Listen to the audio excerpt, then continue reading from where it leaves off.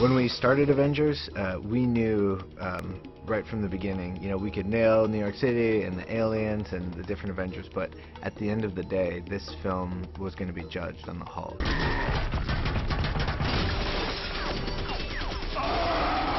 Mark wore our iMocap suit out on set, and so every shot that had the Hulk, he did a performance for.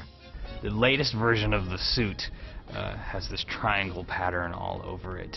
So this new patented suit design works with a new tracking system that likes these sort of the corner features of all the triangles. So when you see him in the really silly suit, we're trying to get it so it's as easy to do on-set capture as it is to do capture on the stage. For this movie, we were able to develop a new system where we could capture Mark's facial performance as he did it, as he was being the Hulk, and then able to translate that onto the Hulk model in 3D once we came back to ILM. Puny God. What we were really looking for out of that was not only body performance, but really facial performance. You know, what are the little nuances that he brought to it that we could then bring to the Hulk? And of course we have to amp it up a little bit just to get it to read, because the Hulk's facial structure is so much larger than Mark's. Smash.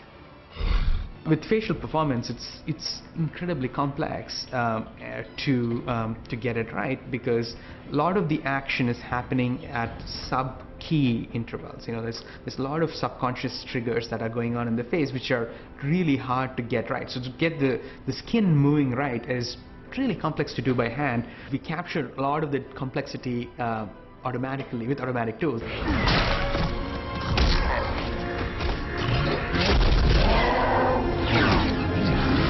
Just the expression that changes as you're looking at somebody is going to read very differently, and that's where animators really come into play, is working with the sensitivities of the facial expressions and the performance that's been given, but being able to adapt it to fit the character that they're going to need, so that the audience can understand what the actor was bringing to bear, but really feeling it in the character.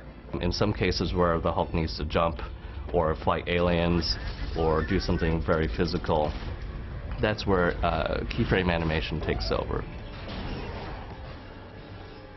If it's something that's a little more subtle, or he's acting against Captain America or Thor, that's something where we can definitely use Mark's performance as a basis and then kind of push and manipulate that from there. So that could be a marriage of keyframe animation and what we capture on set with Mark, or it could be an entirely Mark performance.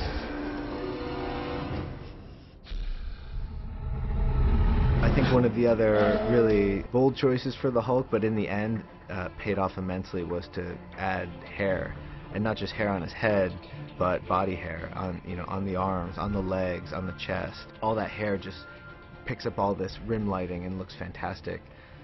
Even his armpit hair, sometimes we had to knock that down so as not to draw too much attention to it.